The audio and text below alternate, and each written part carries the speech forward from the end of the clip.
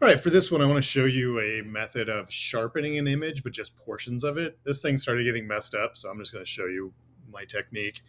So when you start this, we can get through portions of this, but when I zoom in, I'm going to do Command plus a couple times, and I'm going to use my space bar, turns into the hand, then I can click.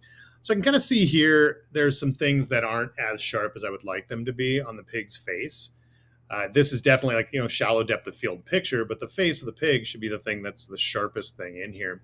So rather than using the unsharp mask, I think the high pass filter is actually my preferred method of doing stuff. So what I'm going to do is I'm going to show you what I would do to fix this. Now, most of this is similar to what their technique is, but they're forgetting to do a couple little pieces. So I'm going to press Command J to duplicate this layer. So I'm just going to kind of bypass the next part. Let me see if I can get that just to at least get it out of my way. And yeah, it's going to be annoying, but we'll work through that. All right, so from here, what we're going to do is we're going to go to Filter, and we're going to go down to Other, and we're going to do High Pass. Now, at first, this looks like completely worthless because why would you want to have gray on here? I'm going to press Command plus again using my space bar. I'm going to hold my mouse down and click and drag just so I can see the face a little bit more. So with this, there's these sliders here for the radius. If I move this down, it's almost all grayed out completely if it's off. As I start to move this up, any areas where there's white next to a darker color, that's the area that's going to get sharpened.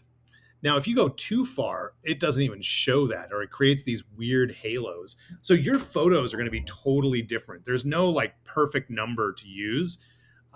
It's going to be based on your photo, and we can always do a little too much and then drop the opacity so it's not quite as strong.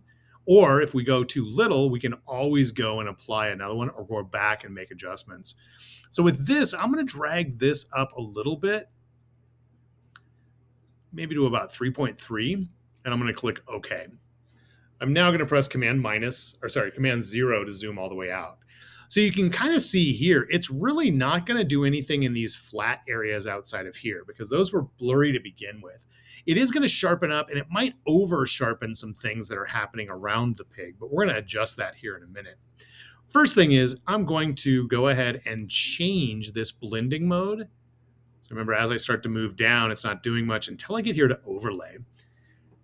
I'm going to zoom in again, Command plus a couple times, spacebar, click and drag.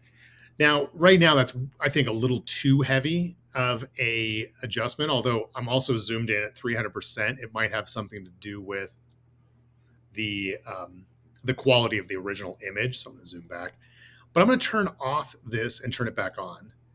Now you can dramatically see the difference between the sharpened layer, this one, this high pass filter, and not.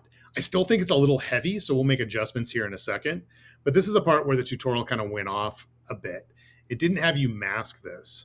I want to fill this mask with black instead of white, so I don't want the effect to happen at all, and I want to manually bring this back in.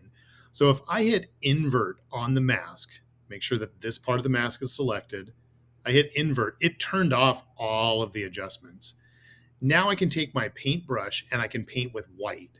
I only want to bring parts of that adjustment or that sharpening on the pig's face. I don't really care about the rest of the body. I don't care about the flowers.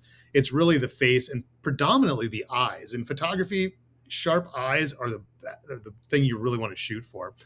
All right, so I just zoomed in a little bit. I hit Command plus. We grab my brush, but I need to make sure it's set to white. If yours isn't, change it.